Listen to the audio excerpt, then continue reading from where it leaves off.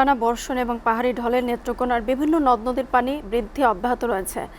জেলার কংস এবং উবদাখালী নদীর পানি বিপদসীমার উপর দিয়ে প্রবাহিত হচ্ছে।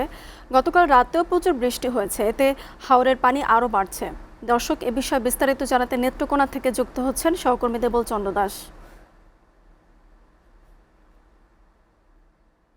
দেবল, আমি খবরে যেমনটি পড়ছিলাম যে নেত্রকোনায় টানা বর্ষণ এবং পাহাড়ি ঢলে নদ নদীর পানি বৃদ্ধি পেয়েছে, এতে বিশেষ করে কৃষকরা বেশি বিপাকে পড়েছেন।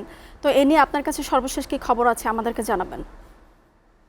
আপনি যেমনটি বলেছেন, আপনি জানেন যে গত কয়েকদিনে টানা বর্ষণে এবং পাহাড়ি ঢলে নেত্রকোনার কিন্তু নদ নদীর পানি বৃদ্ধি পাচ্ছে। ইতিমধ্যে জেলার সীমান্তবর্তী উপজেলা কলমাকান্দা এবং পূর্বদলা এলাকার যে কংস এবং উপতাকালী নদী রয়েছে, তো এই এই এখানে কিন্তু পানি বৃদ্ধি অব্যাহত রয়েছে। তো আমরা সকাল বেলায় কিন্তু আপনার সর্বশেষ আপডেট জানিয়েছিলাম, কিন্তু আজ এখন পর্যন্ত কিন্তু পানি উন্নয়ন বোর্ড এর পক্ষ থেকে কিন্তু আমরা এখন পর্যন্ত কোনো আপডেট পাইনি। যদিও আমরা জানতে পেরেছি যে পানি বৃদ্ধি কিন্তু অব্যাহত রয়েছে।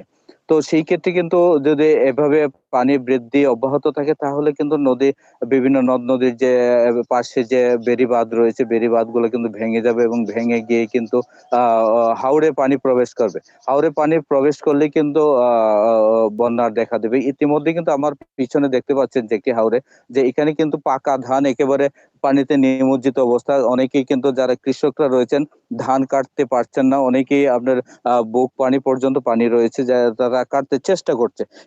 এছাড়াও কিন্তু ধান কাটতে গিয়ে কিন্তু প্রচন্ড ঠান্ডার শিকার করতে হচ্ছেন কিন্তু কৃষকরা। অনেকে ধান কাটতে পারছে না। তো এই বিষয়গুলো কিন্তু প্রশাসনের নজরে রয়েছে এবং প্রশাসন কিন্তু সার্বক্ষণিক তদারকি করছে, কৃষকদের উদ্বুদ্ধ করছে, যতটুকু পারছে তারা চেষ্টা করছে তাদেরকে সহায়তা করার জন্য। হারভেস্টার মেশিন তো এটা কাটা সম্ভবই না, যেহেতু পানি রয়েছে। তো কৃষকরা নিজেরাই অনেকেই ধান কাটতে চেষ্টা করছে। তো এই ছিল কিন্তু নেত্রকোনা থেকে সর্বশেষ পানি বৃদ্ধির অবস্থা। পরবর্তীতে আমরা আরো তথ্য পেলে আপনাদেরকে জানিয়ে দেওয়ার চেষ্টা করব। দেবল, আপনাকে ধন্যবাদ জানাচ্ছি।